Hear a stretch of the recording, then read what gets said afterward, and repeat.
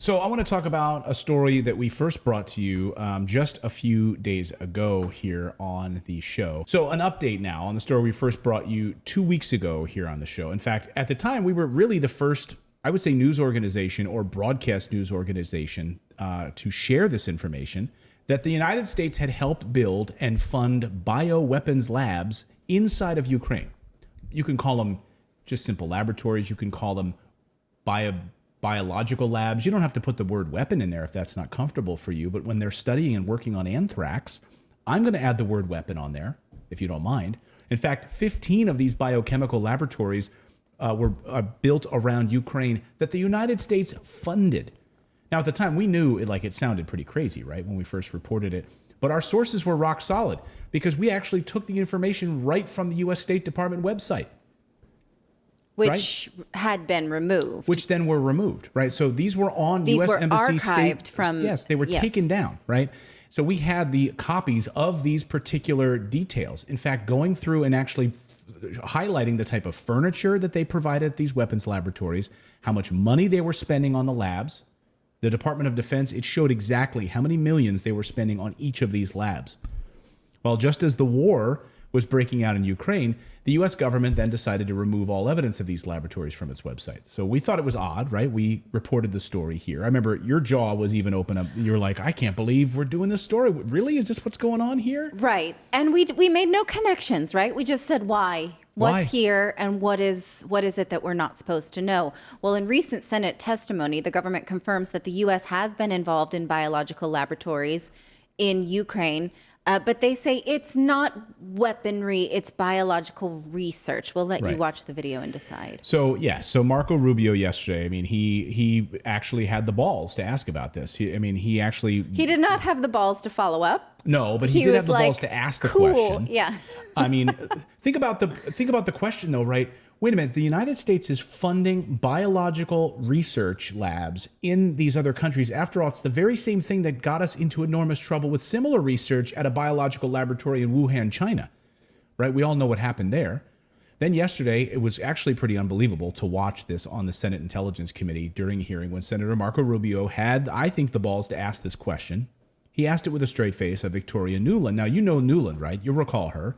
She's the one who engineered the coup in Ukraine years ago. She's also the Undersecretary of State Antony Blinken. Antony Blinken, by the way, who's the guy who's running all over Europe right now saying, hey, if we send jets into Ukraine, that's a green light, baby. He used those words this weekend. That's a green light from us. Sure, no problem. Just involve NATO in this mess. Do it. So Rubio asked the question, are there bioweapons or chemical agents in Ukraine? Here's the question. Does Ukraine have chemical or biological weapons? Ukraine has biological research facilities, which, in fact, we are now quite concerned Russian forces may be seeking to gain control of. So we are working with the Ukrainians on how they can prevent any of those research materials from falling into the hands of Russian forces should they approach. Okay. What?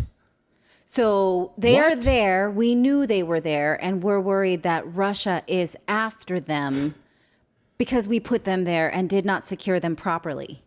Did you play the rest of that, though?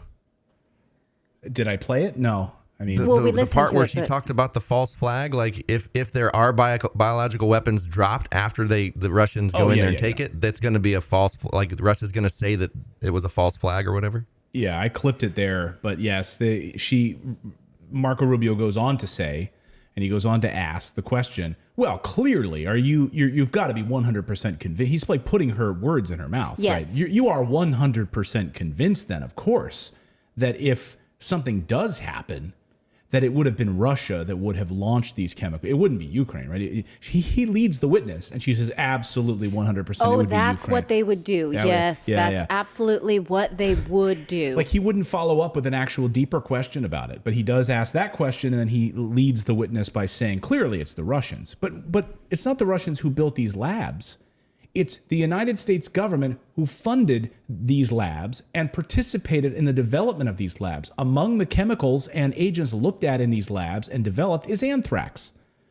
Right there from the State Department. That's one of the weapons. That's one of the chemicals. You can call it a that chemical or not. that is there to counter biological threats. They say. Okay. They say so. Okay, but let's just let them have their word, because Fox News via Tucker Carlson's show did reach out to the government and say, what is this about? And here's the statement they got. They said that the U.S. does have diagnostic and biodefense laboratories, but that is not the same as calling them biological weapons facilities, because they are there to counter biological threats, not make them. Okay, so let's just sit with that for a second, right? Okay. So we are only making the antidote. So here's one of our YouTube comments. This is from James. James, are you watching today? He left this on our video the other day. Big difference between biolab and bioweapons lab. Just because funded by Defense Department doesn't mean they're weapons labs. Okay, let me ask this question.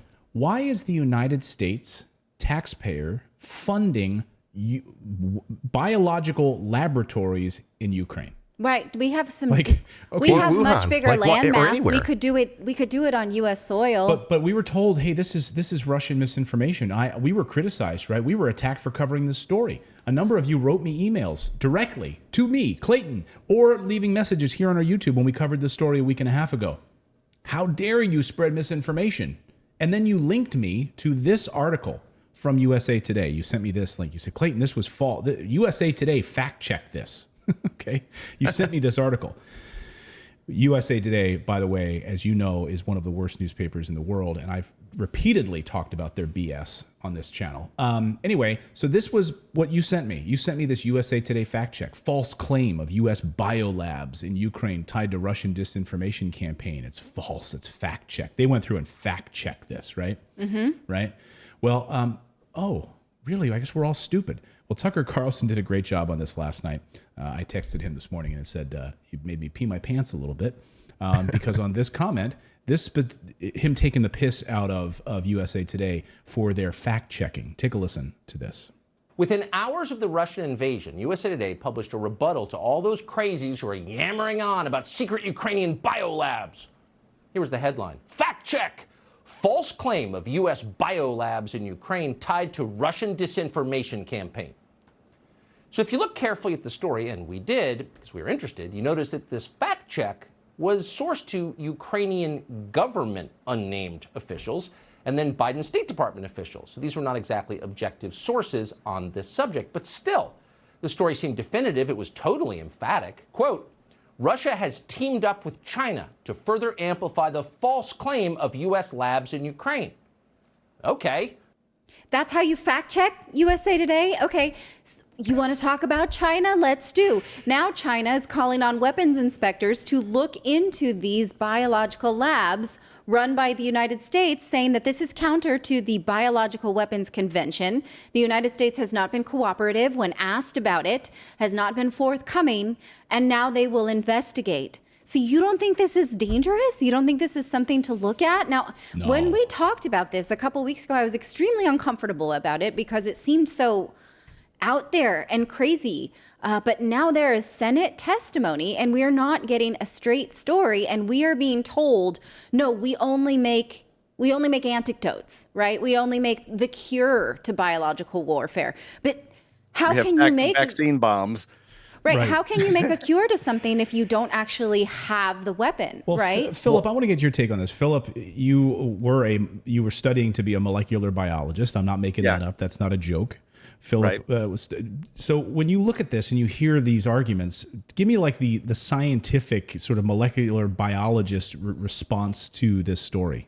So most of the very, very scary things are in what's called a VSL-4 lab, which is a virus security level 4. It's like the top security, which is a lab that's under negative pressure inside a VSL-3 lab. So like basically you have to build a special lab around your super like secret lab. The things that are in VSL-4 labs are absolutely terrifying, and there is legitimate biological research that goes on there, because like understanding viruses is pretty important. Just because viruses have been around a lot longer than we have. I mean, like 50% of human DNA is viral in nature. Yeah. So so there could be legitimate research in it. What's interesting to me about like this take on it is they're basically saying, well, these aren't weapons until somebody picks them up and uses them as such. And that would be like me having a shotgun in my house going, well, that shotgun is not a weapon because I'm not holding it and using it as one. One thing Tucker said last night as a joke to that response was exactly that, which is, yeah, well, we have nuclear weapons. We're not using them. These are hunting guns. Right. We're using them as a deterrent, right? We're not building them to use them. We're using them as a deterrent for defense in the same way. So, but I kind of come back to this question, right? Which is, in journalism, you should always ask these main questions, right? Who, what, why, where, and how. That's it. Like that should get you to the heart of the answer, right? So I'll ask these questions. Why is the United States funding biochemical anthrax research at 15 different laboratories in Ukraine? Why? Well, and we already, like you mentioned earlier, we have already seen what happens. Like if you look at Wuhan lab released the virus. There's more evidence pointing to the fact that came from a lab than anything else. And to me, it's like you have U.S. hands all over it because, again, I go back to this article in 2017 where Fauci said with complete confidence, no doubt Trump will face an infectious disease outbreak. So it's like if you have these U.S. hands all over it, then they, you know what I mean? Like they can create the narrative however they want to. Well, yeah, I mean, that's why I'm saying what we already had happen in Wuhan. So we shouldn't be concerned. Now we've got Russian tanks rolling through. And are we? So the other question I have in all of this is, well, I'd love to know who in the Obama administration approved this, because this goes back to 2015, 2016 era, 2014, 2015, right? Yeah. Who approved this? Who approved the State Department and the Department of Defense funding biological research labs in Ukraine and looking at these types of chemicals? And what exactly are we doing right now to protect these laboratories? That's what I would like to know. Like, what sort of protocols were in place? Well, she says we're now looking into securing them because we're worried that Russian troops are marching there and will go in and steal vials. Again, this is season 3 or season 4 of The Americans. Right. That is what they did. Exactly. They found that Americans were, in fact, no, I won't give away the plot line. Yeah. It's too good. Yeah, if you've not seen The Americans, it's a great, great show. Go watch The Americans. But this is it. This is stranger than fiction, you guys. But this is all true.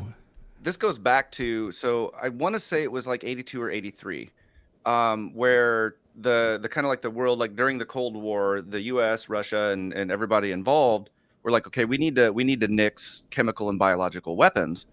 But then U.S. Congress was 50-50 split. It was actually George Bush Sr. that was the deciding vote because he was vice president at the time. The U.S. decided that because other countries still have chemical and biological weapons, that we must also have them as a deterrent.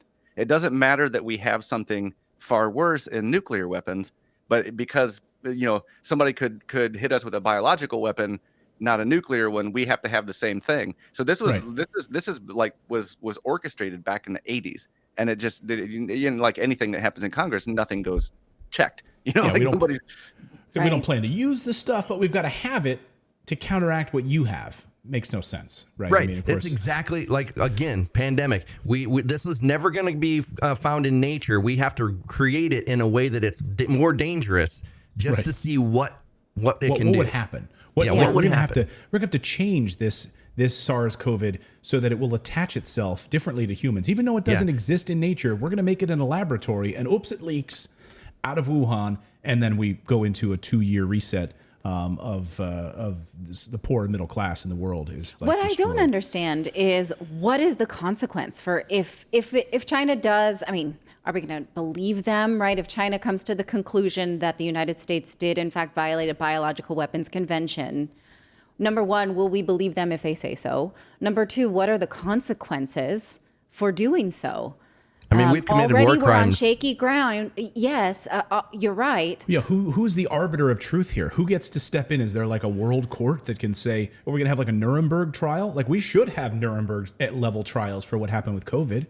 I don't think that would fly because you would have to presume a neutral party, which nobody can agree on these days. Nuremberg was possible because it was in the days where we trusted what governments told us. And we trusted military. We trusted everything. We trusted the military industrial complex. That's why, in the years that followed World War II, that's why, people want to know like about the Roswell cover up and all of those things. It's like when the military rolled into your town in Roswell, New Mexico, and told you to go home and not say a word, you did, because they just beat the Nazis and you listened to them. Yes. And there was enormous trust and respect for these institutions until, of course, we get into Vietnam and beyond. But here's where I'm going with this, though. What if China decides you had violated this convention, the United States and NATO forces, you have drawn your battle lines around Ukraine, and Russia has drawn its battle lines also around Ukraine. We stand with Russia. So then, right, you can complete where I'm going. So then we do actually have East versus West. Yeah, a new Cold War, right? That's what. Not cold. It's new biological war, a new, like, more dangerous war, not just with information or existential threats, but real threats. Right. I heard some arguments from people like, hey, when we reported this story a few weeks ago, people were like, well, Clayton, the reason they took them off the website is because they didn't want the Russians to know about these labs. And now you're being a traitor, Clayton, for doing this, covering this on your YouTube channel, because the Russians are now going to know about these labs. Do you think my little rinky-dink YouTube channel, like Putin's like, wait a second, we didn't know about these labs. We certainly didn't look at the United States doing anything in Ukraine. We never for years. visited the State Department because they're our enemy. But Putin was just like, I was just on YouTube this afternoon, and I stumbled across the Morning Invest show. Oh, are I'm you kidding actually me? I'm going through the subscriber list right now, seeing if Putin is in there. We'll ferret him out. I know that Putin's mom ferret him watches out. the show. I know, yes. I'm sure Putin discovered these weapons labs in Ukraine thanks to our show. I'm flattered. I don't think that's the case. You can't get rid of them, Well, I mean, but also that's the thing. It's like, what's the point of having secret weapons labs if nobody knows they're there? And so, like, of course, people know they're there because our secret labs are conspicuous on purpose. Right. But People everything that the need to State know Department Yep. does, though, in its embassies is usually a humble brag. It's like, what does America do in these instances and that type of thing. So they wanted someone to know for some reason. If you like this content, be sure to subscribe to the channel. Also, we have a membership program. For the price of a cup of coffee once a month, you can support independent journalism just by going to morninginvest.com/join. You get access to exclusive videos, plus the ability to join and chat with us live. We really appreciate your subscription, and you are supporting independent journalism.